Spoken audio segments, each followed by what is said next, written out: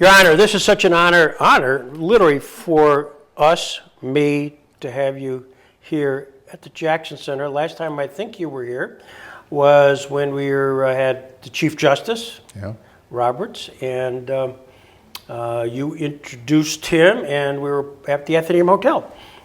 Yeah, Greg, that's consistent with my recollection. I'm happy to be here, I think. So we'll see what happens in this interview. Well, one of the things that comes to mind when I think about you is the fact that I met your dad. Oh. I met your dad at the federal courthouse opening, and you called him out and had an opportunity just to say hello. And he was, I think, probably 95, 6. But he was a proud moment for, I'm sure, you to have him there to see the culmination of almost 20 years worth of work.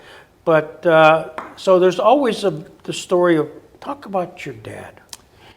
Yeah, my wife's here too, so she could probably tell you more about my dad than I'm going to tell you right now. A truly unique character, someone in his mind that there was never a rule or regulation or law that applied to him. Very, very unique. You know, you mentioned meeting him at the courthouse. My dad lived to see the opening of the Robert H. Jackson United States Courthouse. That's what he pushed himself to do. He was about 95 years old at that time. Mm-hmm. November 28th, 2011. Wow. And that was a big day for him. It was a big day for us. And when we drove him back to his nursing home, he was only there for a very short period of time. And he was having some serious health problems, but he was a celebrity at the nursing home. They had actually put him on an ankle bracelet monitor because every sign that said restricted, that's where he wanted to be. And so the only way they could control it is by finding out where he was at the time, and the ankle bracelet monitor was the solution they found. He spearheaded a petition drive that was reminiscent of the Free Willy campaign. And the petition had everybody's signature on it, whether they could sign or not from the nursing home. He pulled that off, but the administrator still kept the ankle bracelet monitor on it. But the interesting part to the story is he was a legend in his own time. I mean, just a very, very unique guy. I don't even know where to begin with stories, but the sad part of his story is that when he returned from the courthouse, he alerted the physician assistant at the nursing home that it was his time to go, and he died 3 hours later. Oh, God.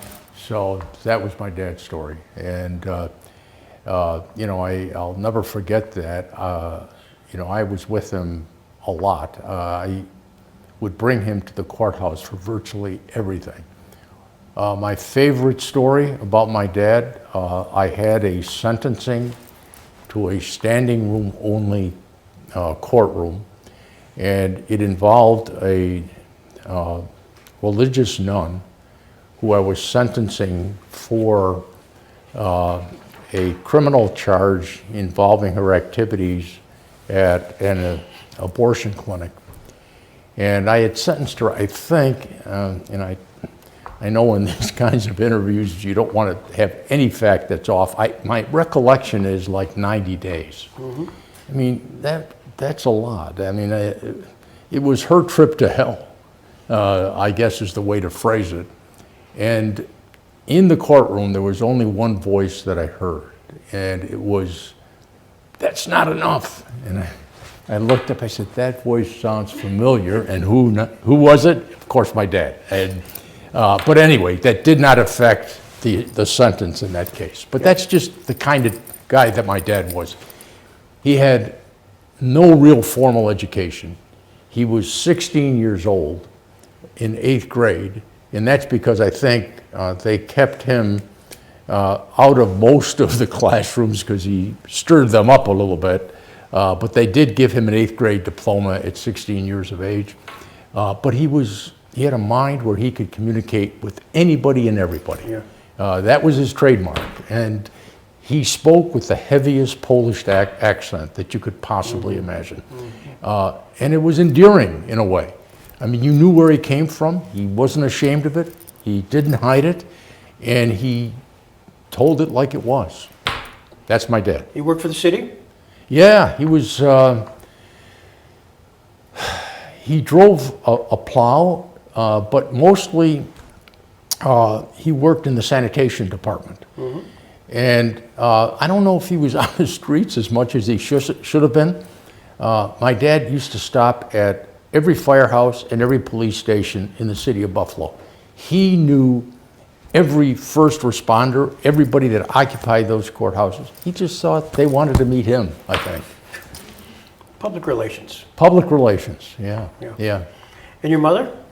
My mom was a homemaker, probably the sweetest, most wonderful person you could ever meet. How she married my dad, we haven't figured this out yet. It was an incredible story. I'm not sure her parents were real happy with my dad. I think the message in the neighborhood was, keep your daughters off the street when my dad was out there. And that was before they were married. But the bottom line is they did marry. They had an interesting relationship. I have a sister, and as far as we know, we're the only two children of that union. So your mother prepared mouth-watering Polish dishes, including a Polish egg scramble, applesauce cake, Polish sausage, Polish ham, and I bet she had a recipe that's probably been passed down. Yeah, and interesting, because she had a bunt cake recipe, and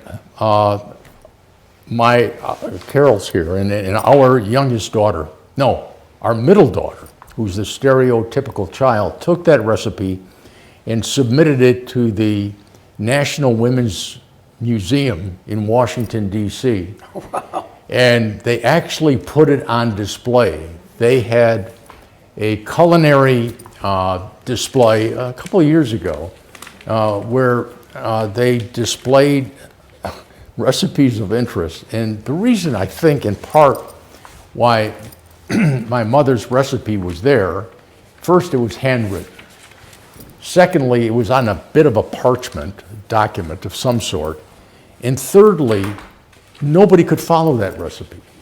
And the reason for that is it was a pinch of this and a pinch of that and a pinch of that, and that was the whole recipe. And so nobody can duplicate it. The kids make it a valiant try, but so far, you know, when you get an apple cake or a bunt cake, it's not quite like mom's.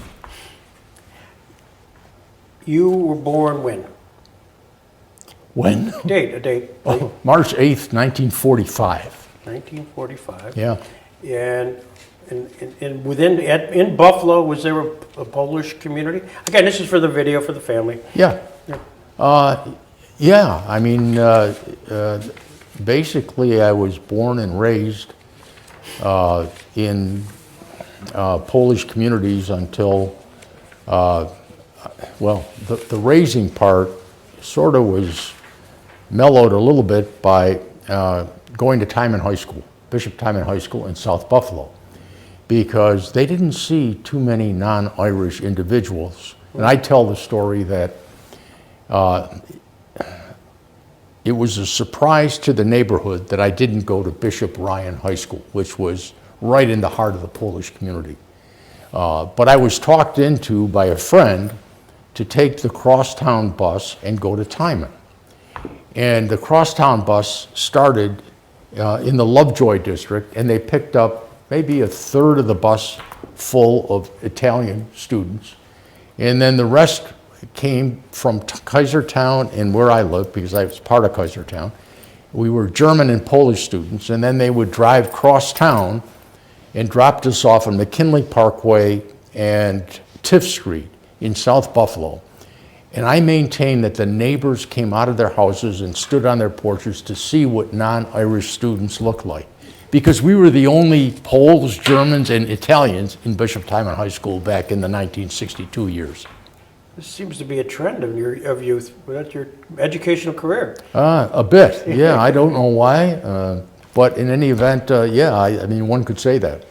You mentioned Kaisertown. Yeah. And curious, because of the name, of course. And did your dad talk at all about what World War II was like living in a place that had a name like Kaisertown? You know, he never correlated it to the name Kaisertown. He talked about his military experience, but he was in the artillery division, and they transported him around the country. He never went overseas, and he trained individuals, and he trained the artillery groups that were sent abroad. He lost his hearing pretty much as a result of that. And I don't think they did any safeguarding back then in terms of ear protections, that kind of thing. So it made his life very difficult. It made our lives very difficult. Because you know what it is. I mean, like talking to an individual that can't hear you and you wind up repeating all the time. My dad was, and this goes back to his interesting character, he was a very good athlete, and he pitched for the Army baseball team, hardball. And at the time that he was in Brooklyn, they had a game against the Brooklyn Dodgers farm team. And my dad pitched 3 innings, 3 shutout innings, so I've been told, 3 hits. And the reason, or when I found out about that, was at his wake. His center fielder was a gentleman named Ed Brisky, who actually had so I'm told, a professional contract with the New York Yankees. And he went overseas and was injured. And he developed some problems, I think mental and drinking problems and the like. But at my dad's wake, he told me that he had never seen an individual that had the kind of hangover my dad had when he was pitching that particular ball game. He said we had to turn him and point him in the direction of home plate just to make sure that he got it right. Yeah. But not bad for a guy with that kind of hangover that could pitch the way that he pitched. That's a great story. That's a great story. So St. Bernard's Grammar School, Bishop Timon High School, St. Joseph's Seminary for 1 year, and then was it logical that you'd go to Canisius? It wasn't logical, but I had a number of individuals that I knew there. Basically, when I was at Timon, I worked maintenance the full time that I was there. That was to pay my tuition. I mean, they bled us dry at, I think, $75 a year. So I had to earn that money. My parents didn't have it. They'd give me spending money when they could, but that was it. So I actually worked all of the years that I was in high school. When I went to Canisius, likewise, I worked maintenance there, and I also worked as a live-in supervisor at St. Mary's School for the Deaf. And that was an amazing experience because one of the monsignors from the city of Buffalo at the time had been murdered and had a very close connection to St. Mary's School for the Deaf, and I became involved in that in terms of working with the nuns to make them feel safe while they were at the St. Mary's facility against the backdrop of the police could not solve the murder of the Monsignor. So I would split my time. I would work at Canisius College. I worked at the School for the Deaf. And what led to my going to Howard Law School, which followed Canisius, was the fact that they had an on-campus interview. And this was back in, I think, 1965. And I was the only student. It was, I believe, on a Saturday morning, and I was the only student from Canisius that showed up for the interview. And after that interview, it's kind of history. They offered me a Ford Foundation financial assistance to attend, And it was sort of like going to time in high school. I didn't know what to expect, and it's what you brought up in your comment earlier. I didn't know what to expect going to Howard University Law School. I mean, I was very, very naive. And not in a necessarily bad way, but you would think I would know more than I did know, and that's the way my life has been. One would hope I would know more than I really know, but unfortunately it hasn't worked out that way. So I accepted the offer from the recruiters, and I wound up going to Howard Law School after that. So it was more, do you think it was more economics? I mean, just you got a free ride, essentially, because of the Ford thing? Yeah. And it's in D.C. If my memory serves me correctly, it was pretty much a free ride. I think I had a monetary obligation of $325 a semester that remained. So that wasn't too bad. It did require that I law clerk to supplement my income. I wound up clerking at Hogan and Hartson, which was the law firm where Chief Justice Roberts was a partner. So that was an experience in and of itself.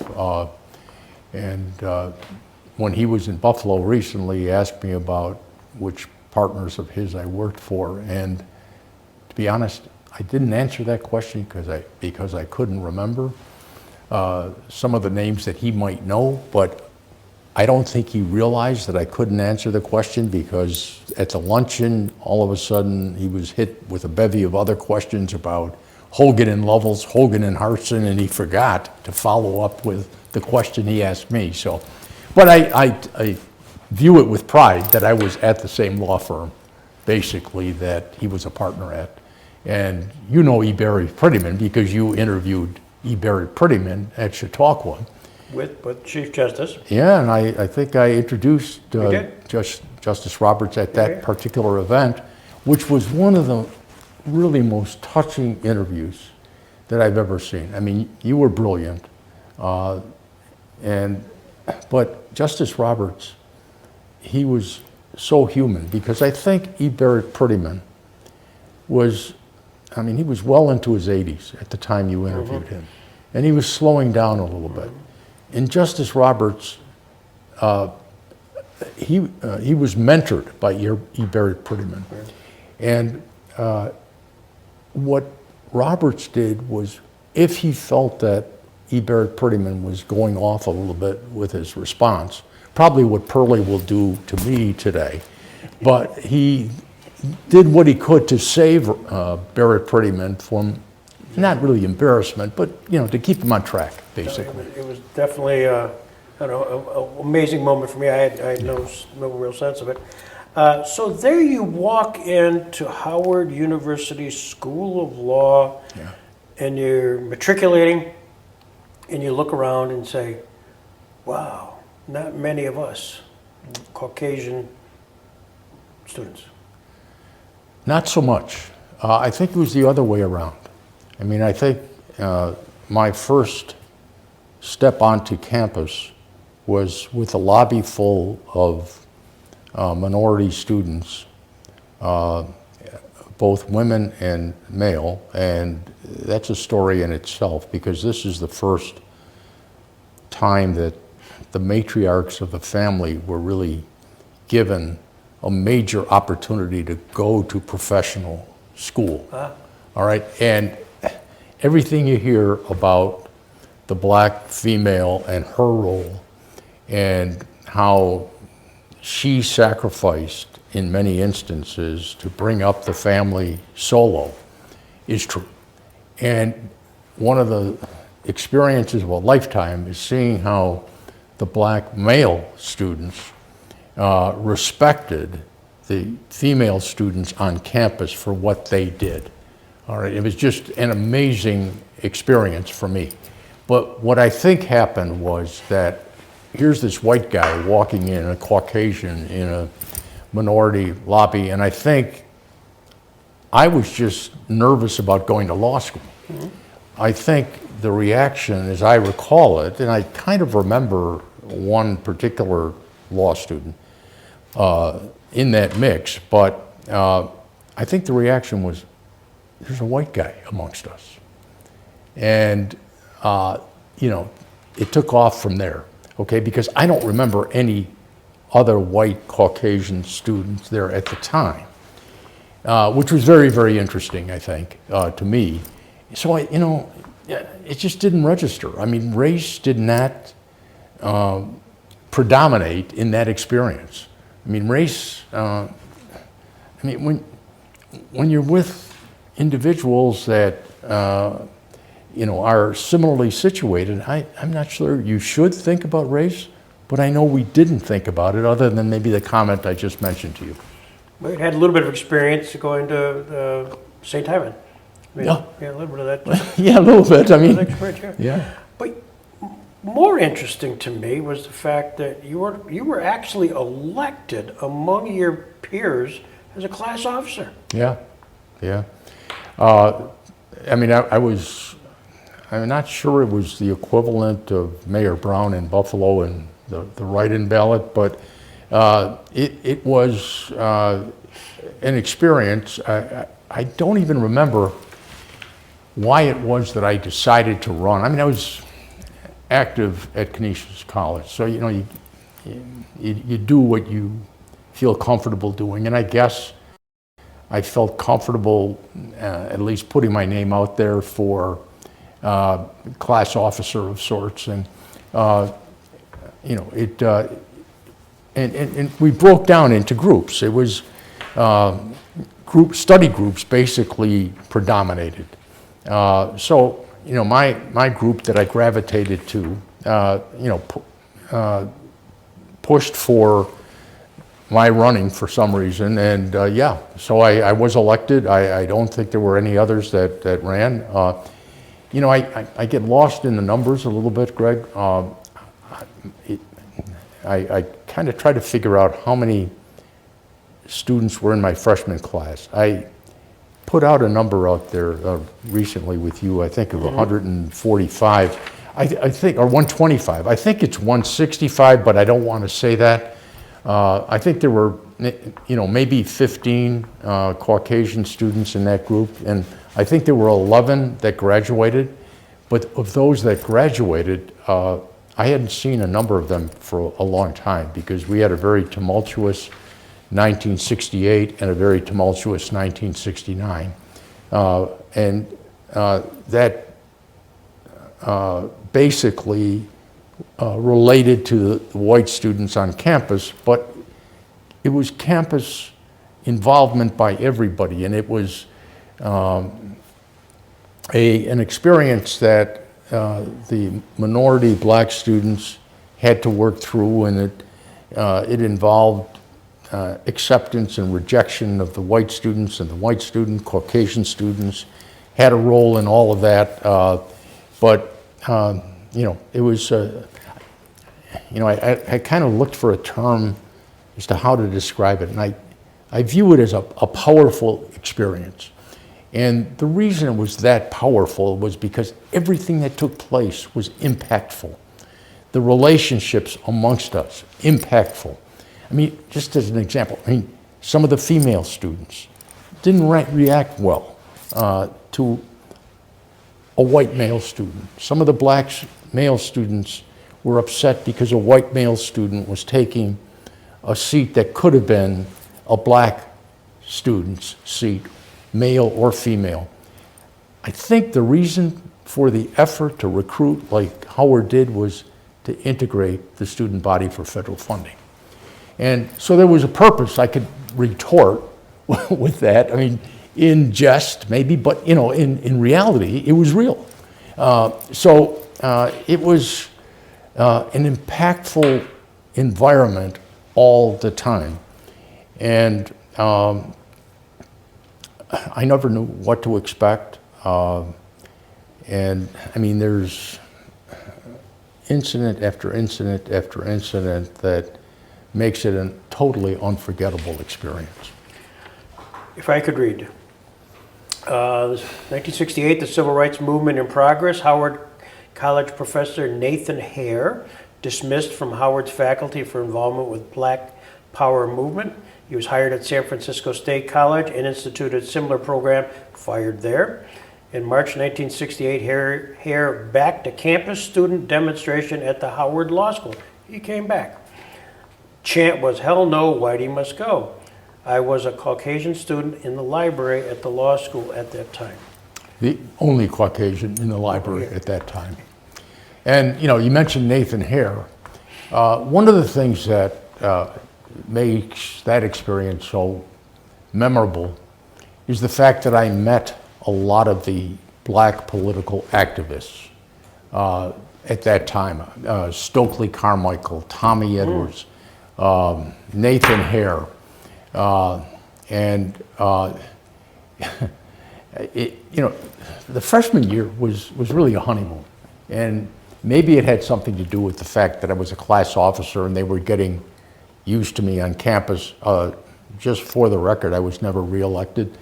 So I'm not even sure that there were elections in the second and third years because things were so tumultuous back then. But in my first year, two things happened. One, I was taken by my group of students that I studied with to the Kitty Cat Club, which was a restaurant club that was only open after hours. And again, I don't think there were very many white Caucasians that were admitted there, but I did get to experience that. And that was an experience in itself. One of them was for a rally that featured Stokely Carmichael. And Stokely called a couple of the individuals that I was with aside and said, "Are you sure this guy is not an undercover FBI agent?" Now, my response, after we were talking about it and kidding about it a little bit, was, well, I don't think the FBI would put a white guy in an undercover capacity at Howard University. That doesn't make a heck of a lot of sense. And one of the fondest experiences I had was when Carol, my wife, I invited her to the Barrister's Ball. And I don't mean to speak for her, but I think we were both still kind of naive about, you know, what the Black campus experience was. And so we drove to the site of the Barrister's Ball, and I don't think I've ever seen Carol look more stunning than that particular evening. And when we walked in as a couple, everything stopped. It was a hush that took place over the entire room. That's the last I saw of Carol for the evening. They took her, I don't know where she went, I don't know with whom she was, but you know, it was an experience for her, for them, for me. So I was just happy to get her back. Yeah. Yeah. It was a jitterbug capital. During that March 68 time period, though, things happened nationally. Yeah. Dr. King, April 4th, Robert Kennedy, May 8th, assassination, what's happening to the world. Washington was not unlike other big cities, riots, and so I'm sure that percolated itself to reactions on campus. It did. I mean, campus life was very, very unsettled. A honeymoon in '67, far from it in 1968, and almost a non-existent experience in 1969. The rally that was orchestrated by Nathan Hare took place in March of 1968. Okay, and that was just before Reverend Dr. Martin Luther King was assassinated on April 4th. And again, I was the only white in the library at that time. Now, I was studying with a fellow student, classmate, and while I was in the library, she received a note, and she showed me the note afterwards, and it said, "Why are you with this honky?" All right, and she said, she got up and she stood, she said, "I don't know who sent me this note, but," she said, "I choose my friends, and I want you to know that. If you have an issue with that, you come see me, but Bill is my friend." So that was, kind of moving. I mean, you don't forget things like that, right? So, yeah, things became progressively more hostile. I mean, 1967, it was a painful year. And the riots in D.C. took place immediately after April 4th. And if you remember any of the film news clips, most of the rioting and destruction took place on 14th Street, Northwest. And I had to get from 7th Avenue, where Howard was located, to 16th Street, where I lived, by going cross town on Harvard Place. And I made the effort. I was driving at the time a 1957 Chevrolet convertible, which I sold for $250, which goes to show you how little I know about life, I think. It'd be worth a little bit more than that today, and back then it should have been a lot more, but in any event, I sold it. But on the way trying to get to my apartment at 1055 Harvard Place, I think was the address, my vehicle was stopped, I was dragged out of the car, and I was held at knife point. And lo and behold, after things settled on 14th Street, I was let go. My car was still there with the keys in it, and I was able to make my way back home. So, I mean, an unnerving experience, to say the least. But that was kind of a typical experience. It was really very, very difficult. When I first started that year, 1967, one of my professors at the door entrance to our first class said to me, 65. I said, that doesn't quite register, until I realized that 65 was the passing grade, and I was going to get nothing more than a 65 no matter what. I did get a 65, so I didn't lose credit for the course. But that was the kind of attitude, faculty-wise, student-wise, that existed back then. So this is all going on. Are you hearing from your mom and dad? Yeah. I mean, not a lot. I think basically I would initiate the contact.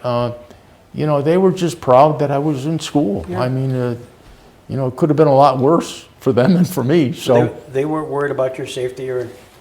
No, it was an isolation type of experience. I mean, they were still in Kaisertown, and their life was going on, and as long as they thought I was okay, fine. And I mean, I think that's the way they looked at it. And my dad, he never minced words. He had biases and prejudices like everybody else. But if he thought I was being treated fairly, that was okay with him. Yeah. So you graduate in 1969, you have the ceremony, and your mom and dad show up. Yeah, and my sister. Your sister, and so that's a big... And Carol, I think. Yeah. That's a big deal. It's in Washington, D.C., and there you have the Sea of Humanity, and again, you stand out differently. Yeah. The keynote speaker was Shirley Chisholm. And Shirley started her 7-term congressional career that year, I think. And Shirley could speak. And I mean, I don't know if there's any film of her delivering her address at that graduation, but it was animated, let's put it that way. And my dad, I think, was scared. That was, because you know, you didn't know what to expect, and it really wasn't like we were welcomed with open arms, but there was no hostility. And you know, interesting, Greg, I mean, we all survived that. That was really a great experience. But 50 years later, I wound up going, and I think I was the only white graduate student that I saw. It was a graduate school reunion, med school, dent school, law school, you know, those professional schools in the open air stadium. And it was the same in some respects. I mean, one, from a minority standpoint, 50 years later, things didn't change. I was still the only white guy there.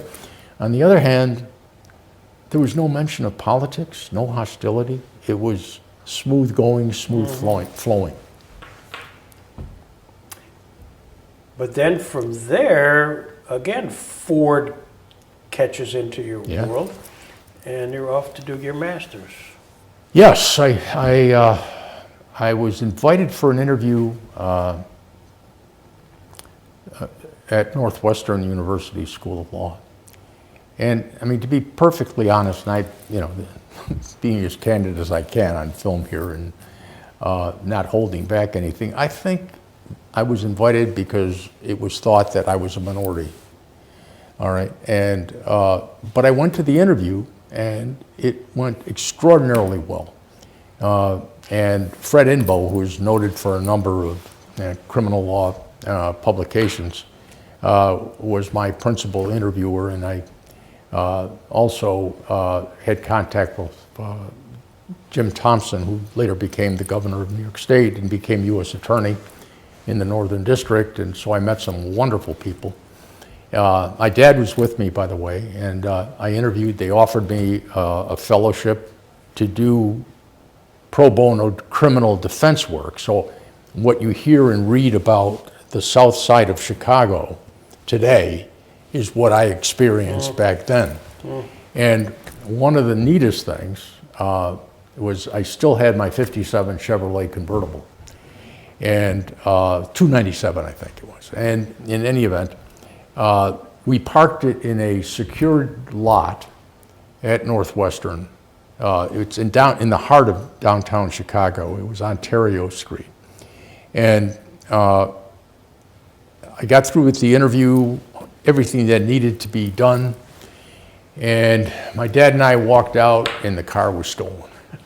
So it was gone for 3 weeks. It was recovered.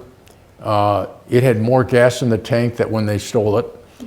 And however, the front end was smashed and they found it under a viaduct. So my dad was happy that we got it back, and we had to make our way back to Buffalo through alternate means of transportation. Did you decide to get a Ford thereafter? No. All I wanted was my car back. That's all I could afford. It was, you know, it was a good car. It didn't have a lot of mileage on it. I probably should have thought Ford, but It's been part of your world here. yeah. Yeah, exactly. Then after Northwest, you then came back. Was it always clear that you would come back to Buffalo? Once I met Carol, it was. How did you meet her? Let's just chat about that. Yeah, If you want to, you can. Well, she asked me that too, if you want to, which means you better do it or else.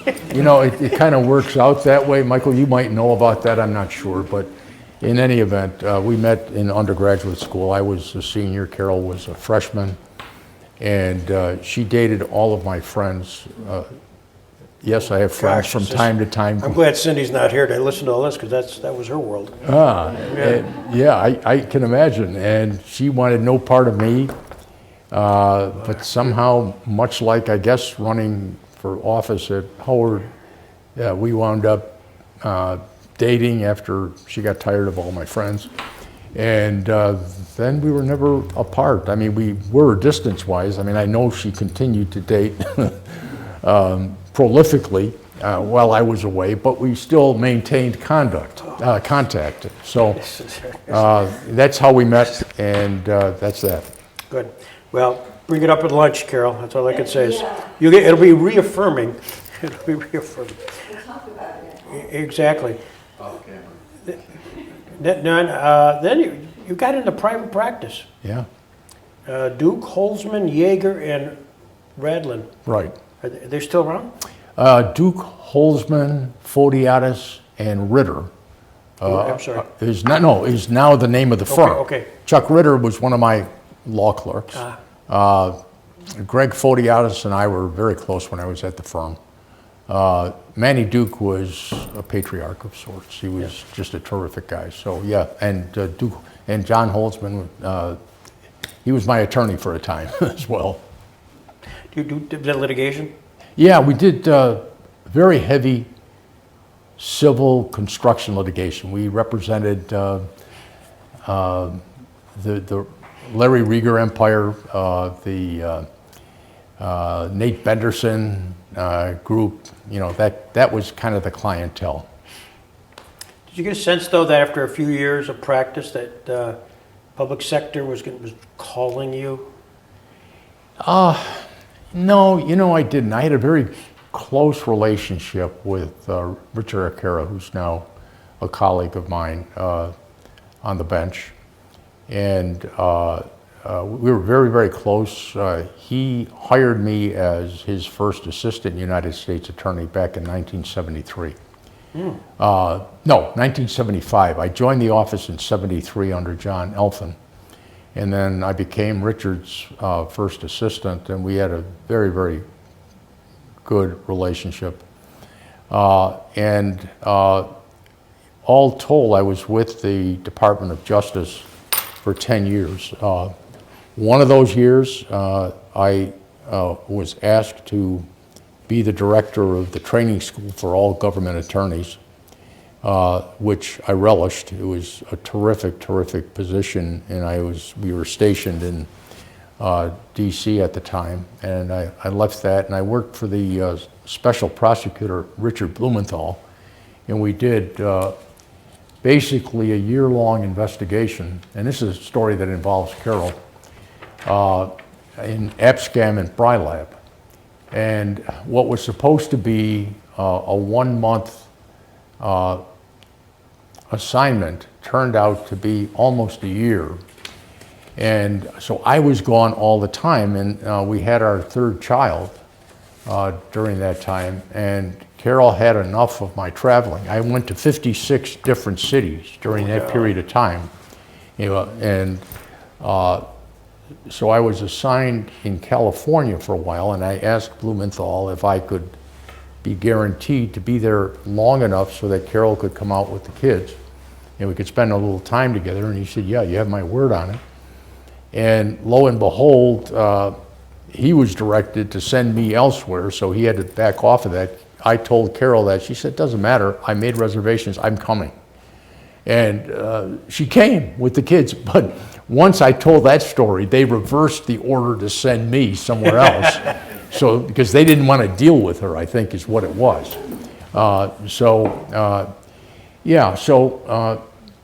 You know, that was an experience, and I was with the Justice Department for 10 years.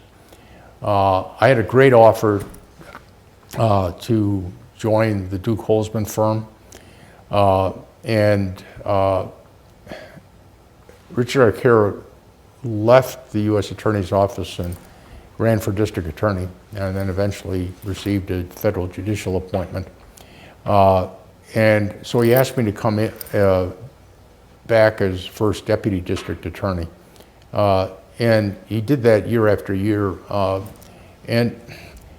So I finally said yes. You know, the transition to civil practice wasn't easy for me. I mean, I did some good things, I did some not so good things. You know, I served some clients well, I probably didn't serve some clients well. It was a tough go for me, but you know, it was lucrative, and then I decided to go back. And then I had to think differently, because I was there from 1983 at the district attorney's office to 1988. And during that period of time, you know, I had a family. Our children were set pretty much, but I had to look down the road and try to figure out what career options there would be, provided, Judge Arcaro Richard Arcaro was not going to continue to be district attorney forever. And so it took a lot of energy to figure out what the options were, and then Richard received the appointment to become a federal judge. Interestingly, to me, I received a call just after his appointment was announced from Governor Hugh Carey's office, and they told me they were going to name me interim district attorney until the thing played out. And they would call me the next day to confirm. I did get a call the next day, but they changed a little bit. They said they were going to recommend or appoint someone else acting district attorney, and I was given 3 days to leave the office. So that was a substantial change, and a substantial change to my life at that point. I can only imagine the anticipation of the phone call, you getting it, and not what you expected. Yeah, I know. I mean, it was shattering, really. Yeah. But that didn't last too long. You also received a phone call from a chairman named Farley, Victor Farley. Yeah. It kind of moved you in a different direction. It did. He called a couple of days later, I think before I was out of the office maybe, and he said, look, we need somebody to run for district attorney. And I gave it a lot of thought and spoke with Carol about it, and we both were uneasy, I think, with the thought of running, but I had nothing else. I had no commitments to work anywhere. We weren't sure what direction my career was going to take. Carol was committed to supporting me if I had income coming in. And if I didn't earn an income, all bets were off. So we had to decide, what to do. The acting district attorney that was appointed was Kevin Dillon from an institutionally political party, just phenomenal. We became very close after the campaign, and so it was an uphill battle to go against an institution, because Kevin's dad was an appellate justice at the state Supreme Court, and was probably a master politician, as was Kevin. So we decided to run, and that became, in a sense, the quid pro quo for consideration for becoming a federal judge. And that came up, that opportunity presented itself. Judge Curtin, I think, resigned, and became senior status. Yeah, in July of 1989, he took senior status, but word leaked out that he was going to go senior. Yeah. And so, when that happens, when you talk about a position as prestigious as a federal court judge position, there's a lot of interest in it. And I would say, when I was in the mix, there were at least 20 individuals that surfaced by name. That was whittled down to 5. And then there was a merit selection committee, but that was convened at a major law firm in Manhattan, which, some of the individuals that were on that final list were Sal Martocci, Ken Schrader, Halpern from the law firm of Jacob Fleshman. So really prominent individuals, and we had this merit selection interview. I think I came out on top. I don't know how. I sat there from 8:30 in the morning in the lobby until noon when they called me in, because they had all of the finalists seated together in the lobby at this Wall Street firm. And, we didn't have a lot to talk about because we were all interested in one thing, and that was getting this federal appointment. So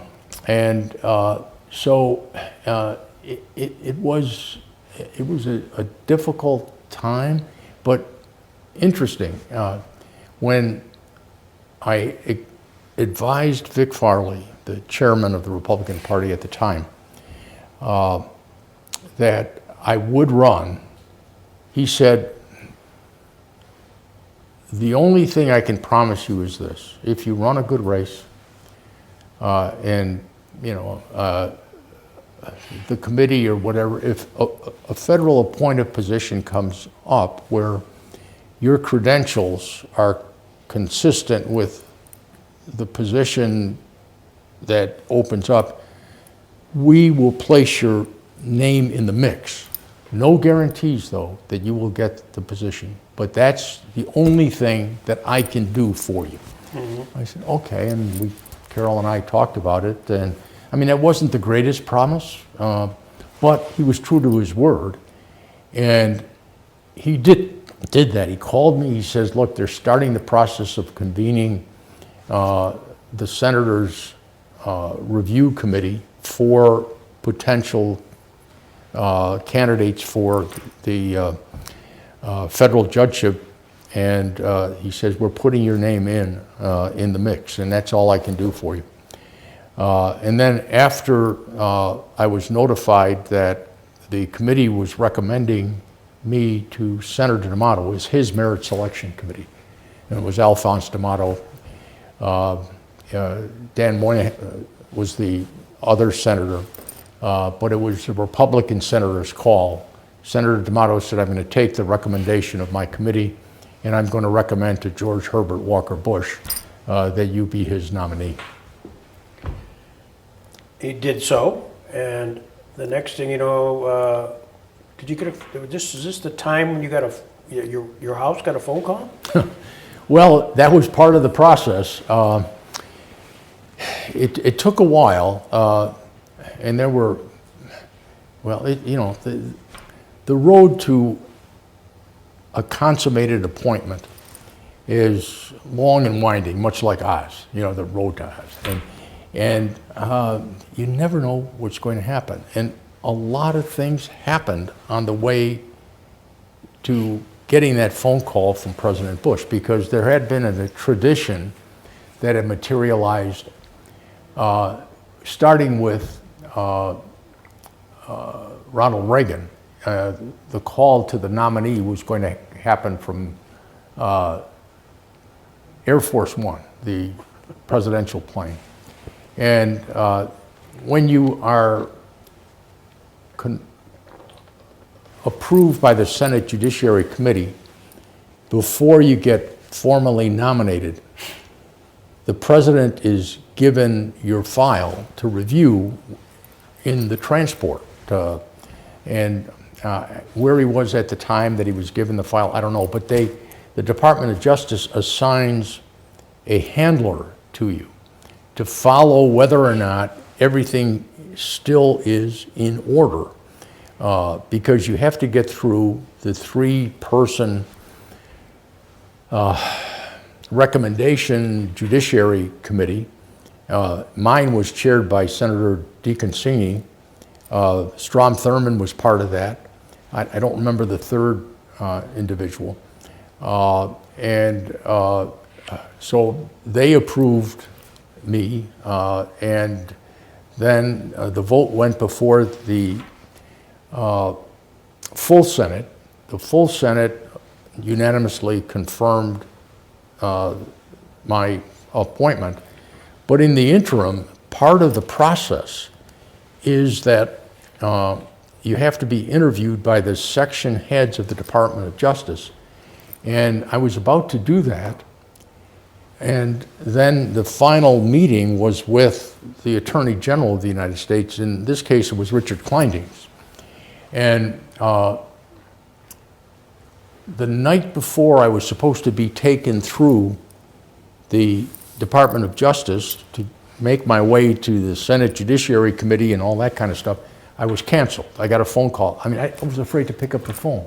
After what happened to the district attorney situation, I get a call. They said, you're canceled. We're probably not going to go through with this. And so I had to come home, and of course Carol was looking for somebody else with a source of income. So we then later found out that there was another person that apparently had gained some momentum and was very close to being recommended over me. And circumstances changed for that individual, and he opted to seek a position appointed to the International Court of Trade, which is pretty close to a federal district court judge position by way of salary and life tenure, but it didn't materialize for him. So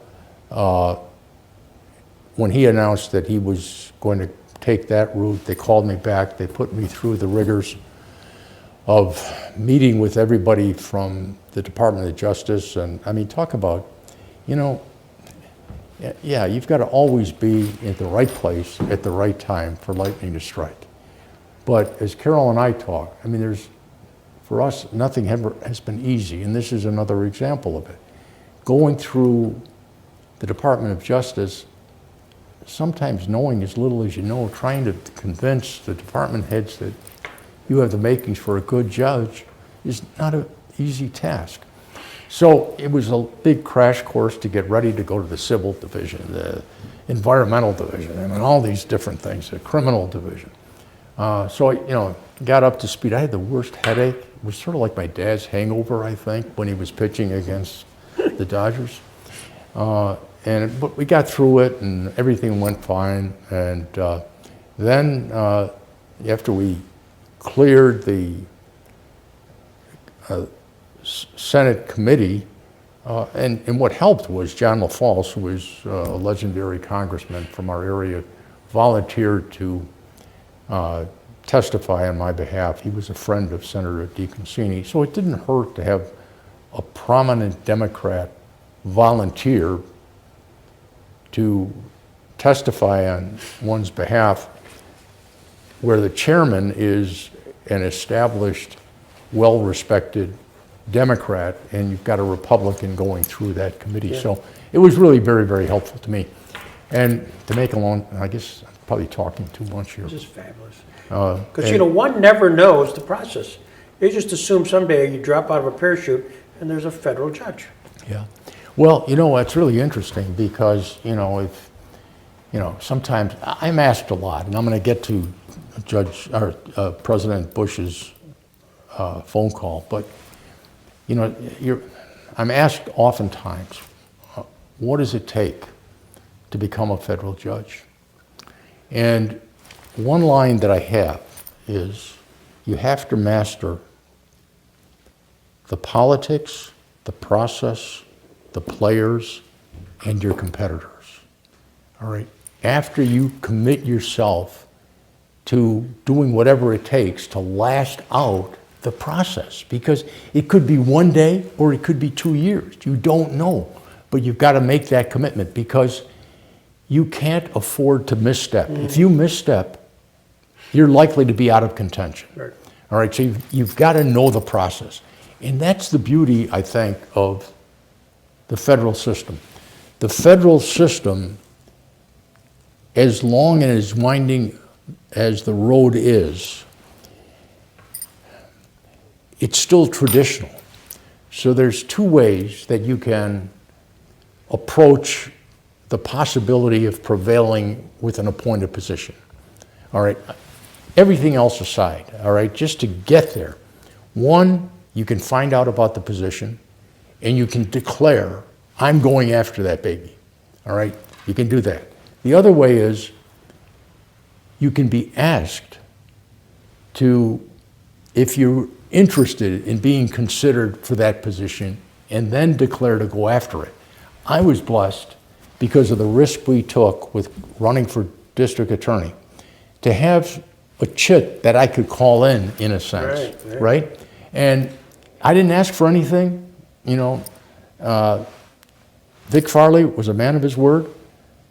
Senator D'Amato was terrific in, following the recommendation of his committee. And so that's the predictability of the system. You know that you fit into either one of those two niches. Now, President Bush, you want me to talk about that, or are we going to wrap up I think this? so. We're not going to wrap that. We'll wrap I up see that part. Pearlie's yawning. Okay, that's, All right. he can leave. All right. So anyway, so yes, it's time for a phone call. My handler calls, and he says, you were just confirmed, 3 o'clock in the morning. All right, and what's interesting about that is we were told, I don't know if I should talk about all these things. You want me to talk about this? Sure, absolutely, man. We don't get those opportunities. Pearlie's still waiting for phone calls. I know.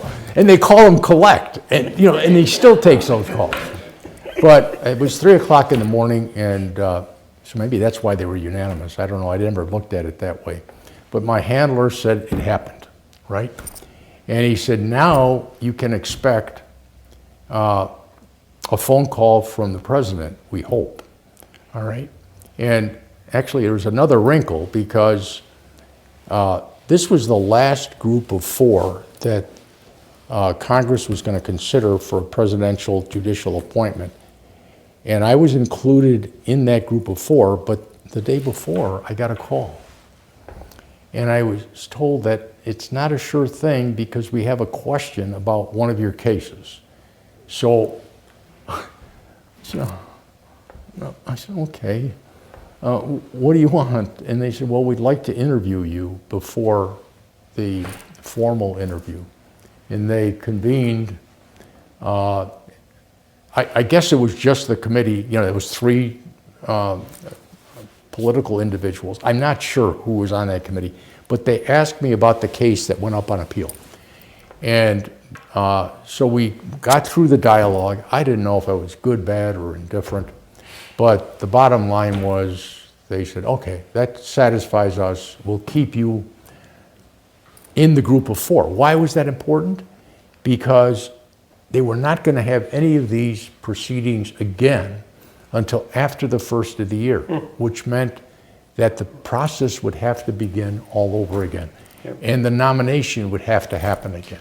And, I didn't want that to happen again because President Bush may have a second thought about this guy from Buffalo, but in any event, that we had the hearing, everything went well at the hearing. And what looked like another wrinkle, we were told by the handler, President Bush is going to, he's given your file, he will call you this weekend, don't go anywhere. Don't go anywhere. You got to make sure you get that call. And so we wait the whole weekend, no call. Now, they told us that if you don't get a call, probably the president comes up with something in your file that questions whether you're going to get the appointment or not. And so we were despondent Sunday night. We said, I don't know what I did. I think Carol was thinking to herself, you do all these things you never tell me about and they're never good. And so in any event, I said, well, okay. And so the next morning, I said, I better get out of the house. So I left at 7 o'clock to go to another law firm because I was on an interim basis at the John Cox law firm. Mm-hmm. And they did I was of counsel there. And so I left at 7 o'clock and I went to Tops to pick up an apple. And at about 7:10 in the morning, Nina, our youngest daughter, picks up the phone and she said, no, my dad went to work already, goodbye, hangs up. Well, it was President Bush. All right, and Carol asked her, well, honey, who was that? And she says, I don't know, Mom, he sounded far away. Well, yeah, because he's in Air Force One probably. So in any event, Carol notified me, I thought, and we thought it was over, but lo and behold, he called Cox's firm. And then we spoke, and he starts out with, hi, Bill. This is George. So I wasn't sure if I should refer to him as George or Mr. President or whatever, but I thought maybe Mr. President was the way to go. And so we had a great conversation. What he said to me, I mean, I'll never forget. Now, mind you, I'm in probably an 8x10 office because John Cox, who was the senior guy there, he never wanted to spend much money on administrative niceties, so they stuffed me in this office. And everybody that was in the office at the time, when they heard it was the president, jammed in there, right? So I'm sardined in that office. And so I'm trying to speak coherently, which is a problem I have. And so I'm getting peppered by questions and statements by President Bush. And he said, you know, Bill, he said, I'm going to tell you this. He said, the greatest lesson that I've learned since I've been president relates to individuals like Mussolini and Hitler and other individuals of that type. And I learned, which was to my surprise because I wasn't focused on it before, that when they moved to take over their countries, they went after the judiciary first. Mm-hmm. He said, and I don't want that to happen in our country, but I want a promise from you. He said, the Constitution and the tripartite form of government means something to me. And the promise I want from you is that whatever decision making you do, you make independent judicial judgments unaffected by politics. So I said, Mr. President, I assure you that's what I will do. And he says, okay, Bill, you're my man. And the Senate confirmation took place on August 4th, 1990. August 7th, the president signed off on the appointment, and on October 1st, 35 years ago, I took the office. Wow. You explained this to your daughter? Yes, you know, we were so ecstatic. The first thing I did after telling Carol is I went to the Smallwood Middle School, and I got my daughter out of class. And I says, honey, we did it. Don't worry about it. Your dad's going to be a federal judge. So she was thrilled, and she talks about that all the time. She said, Dad, you know, you haven't done some of the smartest things in your life, but this was one of them. You did okay. Yeah. So That's a fantastic story. That's incredible. That's incredible. Let's segue a little bit to the fact that now you're a judge. You're a man a senior judge. I mean, you had an incredible career, but certainly it impacted us here. We're now at the Robert H. Jackson Center. And in November 2012, really, it was the conclusion of a 10-story, $140 million Robert H. Jackson Federal Courthouse, which was a 15-year process. We jumped in halfway through this, but can you kind of give us a little bit of the backstory? Because I must tell you that we're celebrating our 25th anniversary. People ask me, Greg, talk to us about in the beginning and what's it meant, what's the legacy. I said, this year, the answer is going to be really strange. Yes, I'm in the Jackson Center. We got a building. We've had chief justices. We have a whole lot of people here. Those are really highlights, no question. But the long-standing legacy, to me, was being part of, a small part, but a part of the naming of the Robert H. Jackson Federal Courthouse, because that's there for the long haul. Yeah. And there wouldn't have been a game to play in if it weren't for you and Judge Arcaro. And so, could you give us a little bit of the backstory? Because frankly, I learned a lot from what you kind of provided me. Yeah, I mean, it's I think very, very interesting story, and a lot of this you are in the mix, and I'm not. If you want, I'll single out some aspects of it, but we're much appreciative of what you and Mike Purley have done, recently and over the years, and how we were able to capitalize on you and the link to Justice Jackson. But I love the story because Judge Arcaro and I, and how all of our judges are ecstatic that we have a courthouse that's named after a prominent jurist.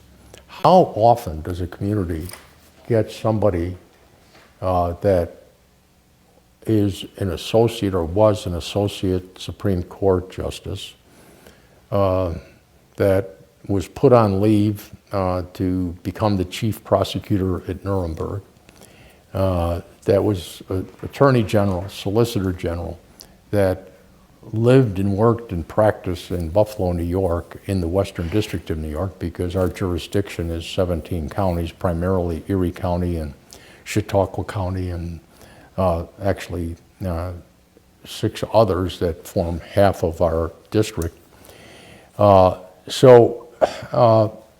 Justice Jackson, to me, and to Judge Arcara, should have been a slam dunk, but he wasn't, for naming purposes, for a number of very interesting reasons. One, politicians believe that the naming rights to federal buildings is their exclusive jurisdiction. Examples, the Keating, Senator Keating building, courthouse in Rochester, the big federal building, not anymore, but at the time was named after Congressman Dulski. There are about 700 courthouses, short of 700 courthouses in the United States, and many, many more federal buildings. There are only 95 districts, but there's these little country courthouses and things. They all have different names. Very few, comparatively speaking, are named after prominent jurists. But that's maybe because you don't have somebody of the stature of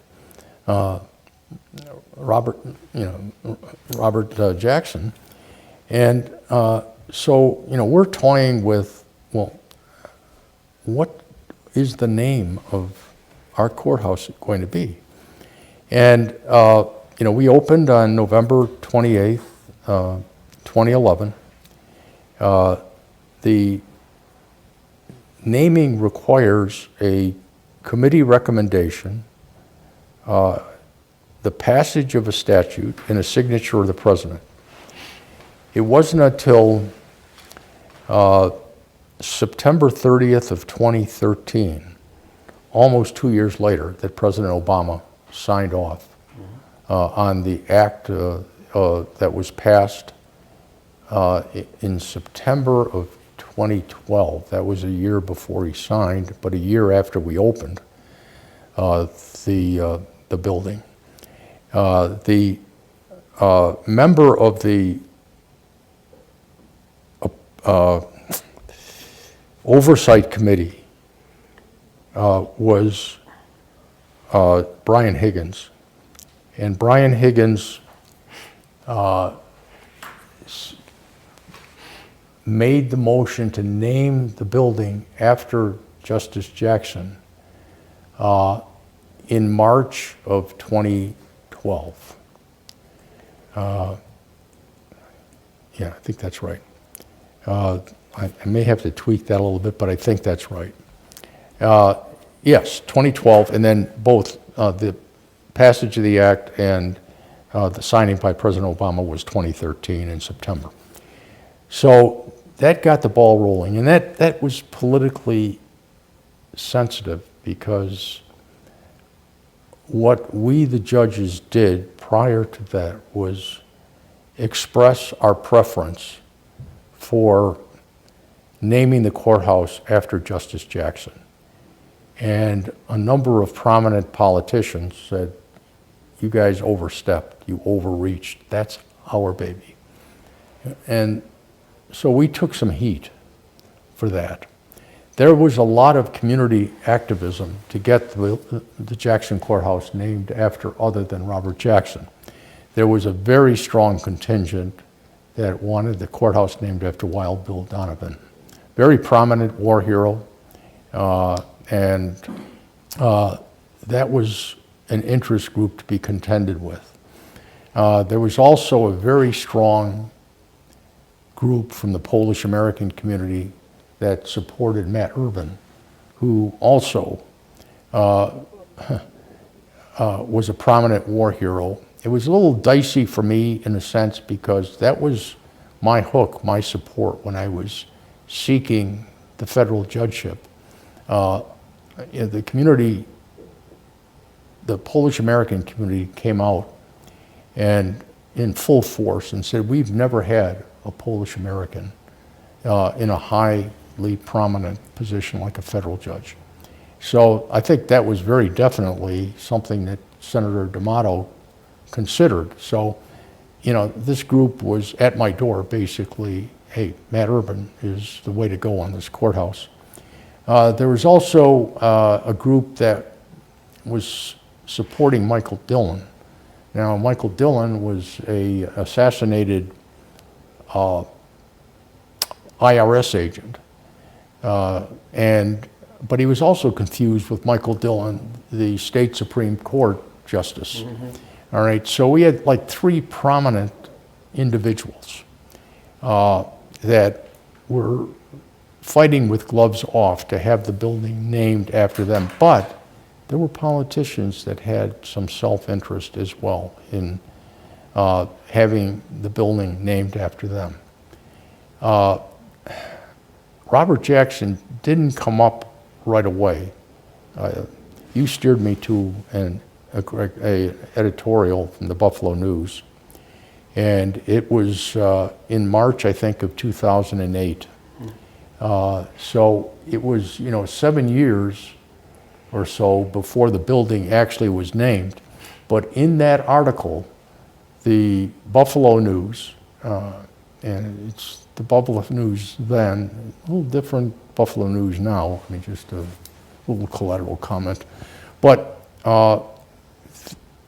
the editorial said, we're concerned basically about cost overruns, that kind of thing. But how can you miss not considering Robert H. Jackson mm-hmm. for the name of that courthouse? So we picked up on it. That we were spoon-fed that. We had, individuals that said to us, doesn't make any sense to go anywhere else. Well, fortunately, for the Jackson Center, in part because of everything you've done, that name stuck. We were able to get it through. And there was a little bit of animus that was integrated into our push to have the building named after Jackson. But we couldn't be happier. I think the partnership with the center here, the Robert H. Jackson Center, is everything that you could really want in terms of a relationship between an iconic building and system and a building that and an institution such as the center that recognizes that and then enhances that. So that's kind of the story. I'm not sure I missed too much in there. And I won't dwell on the kind of the parallel, very small part of it that we were kind of going down, but a strategic part, which I attribute to you and Judge Arcara, was your decision to proceed to a formal opening mm-hmm. of the courthouse mm-hmm. without name. It was not the naming ceremony. It was a formal opening, and you invited the players to that event. And I remember Stan Lundeen, myself, and others, and it was a culmination. We were there, not quite sure what was going to happen, but you presided over and had many people speak, from Mayor Brown to Congressman Higgins to ultimately Senator Schumer, who up until that date had not, at least publicly, announced where it's going, because they're required, as you've said, there's both bodies of Congress had to proceed. And just a quick for the camera, the date that Brian Higgins was going on the floor, the night before he had called our chairman of the board at the time, Congressman Stan Lundeen. Mm-hmm. You may have met Congressman Lundeen, but he's a fairly reserved guy. And he called me right after his call, and he screamed, Greg, you're not going to believe this. You're not going to believe this. Congressman Higgins just called, and he's going on the floor tomorrow doing out, his suggestion or recommendation of Robert H. Jackson. And fortunately, it was on a voicemail, and I kept it. So, his one moment of incredible emotion was over that piece of the puzzle. That was Higgins' part. And then, of course, your part, strategically do it. And we're all there kind of on pins and needles, waiting for the last person you called, very strategically. I'm attributing strategy to this, was Senator Schumer to speak. And that was sort of also in order of office. And he spoke, and at that time, I'm not sure it's recorded, allowed us out that he had always supported Robert H. Jackson, announced it publicly, and at least at that moment we were ecstatic that now the Senate had just dropped the shoe. And then he went immediately afterwards to the camera crew and told anybody who was interested that that was his decision. So I don't know if that was a strategy of yours, but an impression certainly from the Jackson Center of how you were wonderfully masterminded and the architect of kind of how to permit a process, your words, to happen. Yeah, and that's extraordinarily well put, I think. It was a process, and we had walked the tightrope for a long time, and in getting the courthouse approved, sustained, and up and running. Mm-hmm. And we probably made more calls than Michael Purley makes on a daily basis to our elected representatives, particularly Brian and Chuck Schumer. And they were invested in this process, and it's difficult to share, when you both want the same thing from a political standpoint, I think. So we had to be very sensitive about how we did things. We wanted to be grateful. We did a lot of things with the building because from a design standpoint, as we capsulized the building description, it's an elliptical building on a pie-shaped lot. It's located in a historic district, and it's a modern design, and it's located on Niagara Square, which is a circle. Now, that's a stereotypical Buffalo building by our description. So we had a lot of conflict in the building, and we heard many times how we overstepped our bounds. So when things, we wanted to be totally transparent. We never wanted to back off of our decision. Carol and I have on our refrigerator a magnet that says something to the effect that there are a lot of flattened squirrels on a paved highway who couldn't make up their minds, just make a decision. Mm-hmm. So we made the decision to be as transparent as we could. And you're right, we orchestrated the presentations. I don't remember exactly if we had sua sponte decided that we would have Senator Schumer speak last. That whole arrangement was sensitive, but knowing the personalities, I think Senator Schumer asked to speak last. And that enabled the climatic finality to the naming information to get out there. So I think that's the way it worked, but I'm not sure we were even advised fully that the last step had been taken. Was that right? Probably shouldn't volunteer that. I just don't remember at all, but I'm certain that if we were asked to place Senator Schumer last, we would accommodate that request.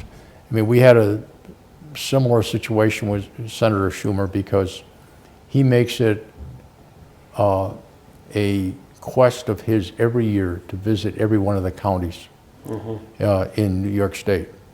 And we had a gathering relating to the courthouse where he was running 2 hours late, maybe. And we held everything up for him, all right? And it was kind of a little bit of payback, gratitude. In the political world, that's not always viewed that way, but I think, having him make the announcement that he wanted to make, it didn't matter to us who was credited with it. We know and knew whom to credit for the naming. And, I don't know what the public remembers, but it's okay. I mean, we have a Robert H. Jackson, United States Supreme Court Justice named courthouse. So, And every day, there is at least on the media, the reference to that. yeah, every day, practically speaking, yes. That's an amazing compliment to you and Judge Arcare, and I compliment you. Thank you. But we have Mike Purley in the audience here. And we can't go without saying something about him because we know he came here to join us expecting that. And I don't know if you want to take that liberty now or we should just go off camera. But also, by the way, last night he was celebrated as the Man of the Century, the Charles Doherty Civility Award at the Bar Association of Erie County Annual Awards, and rightfully deserved, but he's here tonight. Well, I mean, I take pleasure in that because, as you know, Mr. Purley's time is of essence to the community and to himself, I think, and to free him up to be here is really something that I appreciate very much. I was at the ceremony last evening, and it was very, very well deserved. And Carol and I were talking about Charlie Doherty and what he means by way of civility to the practitioners of the legal profession in Western New York. And to get the acclaim that Mr. Purley received yesterday is a testament to everything that's good about the practice of law. I'm going to speak for the court. One, I expected Purley to cross-examine me today. That's why I'm going to adjourn by way of suggestion to you so he can do it over lunch. So it's just a little bit easier for me that way. But Much more softball here. yeah, cream puffs and softballs are great. But what I want to say is we at the courthouse, and as you know, Greg, and Mike knows, and we were recognized by the Bar Association with the Liberty Bell Award for the efforts that we have made over the years. This is 12 years now, I think, that the ABOTA institution, American Board of Trial Advocates, has worked with the federal court to present an understandable focus on the United States Constitution to public school students, private and public.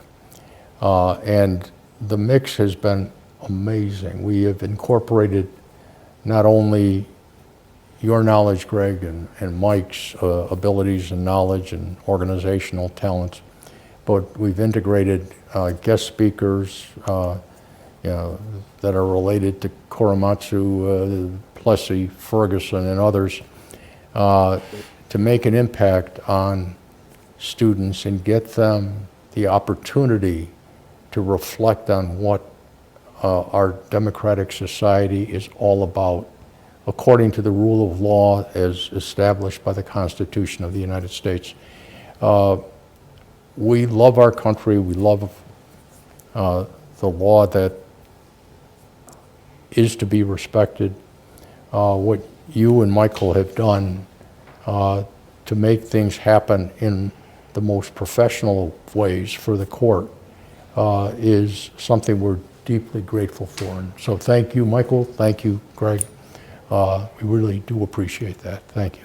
So, Well, obviously, it's a triumvirate, and at the head of that was you. We wouldn't be in the Robert H. Jackson Federal Courthouse doing this but for the Honorable William Skretny. And I speak for Mike on that. I won't give him a chance to speak, but we can do that at lunch.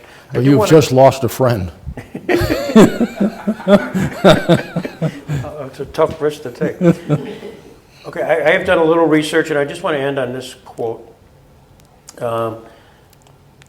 Skretny, quote, "You have to work hard, take educated risks, and be in the right place at the right time when lightning strikes to become federal judge. It's pretty hard to find a better path than law school. It teaches you to write, analyze facts, make decisions, and stay current with world events. Judging is not an easy job. Fairness must always be the first priority. That is, every case must be viewed as the judge's most important case, whether it involves a major corporation or a single individual person. It should not matter and should not change how the case is handled and decided." End of quote. William Skretny. Does that sound like you? I hope so. Thank you. Thank you. We stand adjourned.